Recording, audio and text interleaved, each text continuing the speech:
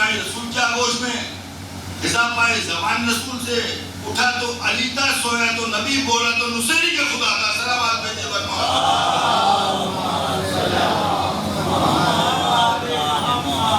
یہ ہے عظمت علی رضا گرامی۔ بس علی کی مجلس میں زحمت تمام۔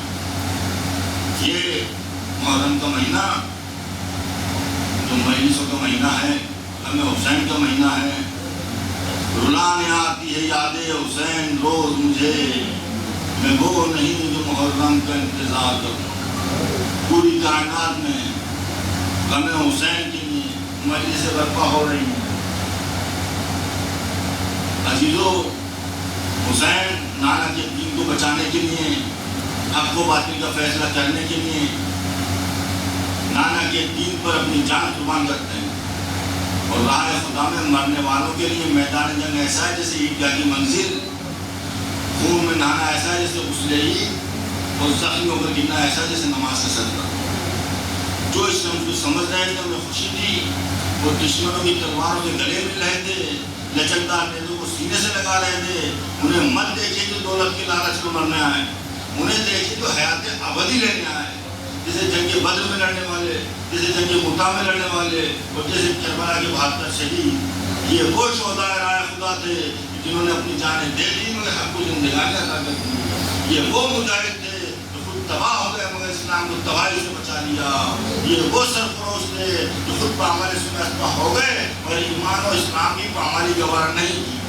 اس میں شک نہیں، چاہے بدر کی لڑائی ہو یا ہو، خندق کی جنگ ہو یا خیبر کی، جنگ موتا ہو یا جنگ تبوک، ان تمام لڑائیوں میں اسلام اور کفر کی لڑائی تھی، حق و باطل کا معرکہ تھا، انسانیت اور حیوانیت پر سر پیکار تھی۔ لیکن آج دنیا کا انصاف پسند آدمی یہ ماننے پر مجبور ہے کہ اسلام اور کفر جیسی لڑائی، حق و باطل جیسا معرکہ، جیسا کربلا کی تختور بند میں دیکھا، نہ ایسا جنگ بدر میں دیکھا تھا، نہ عہد میں، نہ خندق میں۔ آخر کیوں؟ کیا وجہ ہے کہ ان تمام جنگوں میں کربلا کی جنگ عجیب ہے؟ اس لیے ان تمام جنگوں میں اسلام کے مقابلے میں کفر لباس کفر میں مد مقابل تھا، اور کربلا کے میدان میں کفر لباس کفر کے مد مقابل نہیں تھا، بلکہ کفر کے چہرے پر اسلام کا لبا لگا۔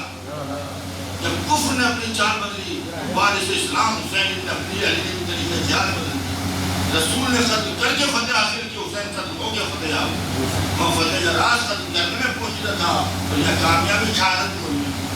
اس میں حسین ابن علی فتح کرنے کے لیے اٹھے، لیکن بے جان زمینوں کو نہیں، ملکوں کو نہیں، شہروں کو نہیں، تخت و تاج کو نہیں، بلکہ دلوں کو، دماغوں کو۔ اور اس کے لیے لشکر تیار کیا کہ جس میں گنوں کو لیا، مگر وہ جن کے جسم میں لرزہ ہو تو ہو مگر قدم میں نہیں۔ کچھ جوانوں کو لیا، مگر وہ جن کے پیشانی پر سجدے کے نشان ان کی قوت کی گواہی دے رہے ہو۔ کچھ عورتوں کو لیا، وہ جو بے پردہ ہونا گوارا کر لیں مگر اسلام کا پردہ رہ لیں۔ کچھ وہ چھوٹے بچے لیے، مگر وہ چین چھا کے روئے نہیں بلکہ مسکرا کے دشمن کو اڑا۔ حسین ابن علی یہ مختصر تک قافلہ لے کر کے مدینے سے 28 رجب کو روانہ ہوئے، 8 ذوالحجہ کو مکے سے نقش کے موقع پر پہنچے۔ کوفے سے برابر خط پر خط آ رہے تھے۔ امام حسین نے جناب مسلم کو اپنا سفیر بنا کے کوفے بھیجا۔ جب جناب مسلم جانے لگے تو اپنے دونوں بچوں کو بھی ساتھ ساتھ لے لیا۔ محمد اور ابراہیم جب کوفے پہنچے تو آپ کو بڑا استقبال کیا گیا۔ بچے دیکھ رہے تھے کہ اپنے والد کا استقبال کتنا پرزور ہو رہا ہے۔ جس گھر کو دیکھیں اس کے دروازے کھلے ہوئے تھے، بچے بہت خوش نظر آ رہے تھے۔ لیکن عزیزوں، وہ وقت آتا ہے جب ابن زیاد وہاں پر حاکم بنا کر بھیجا جاتا ہے، اور ظالم نے جب جناب مسلم کو قتل کر دیا تو دونوں بچے پریشان حال بھٹک گئے، کدھر جائیں، ناکہ بندیاں ہو گئی، دونوں بچے پریشان تھے۔ رات کا وقت آیا، کہاں جائیں؟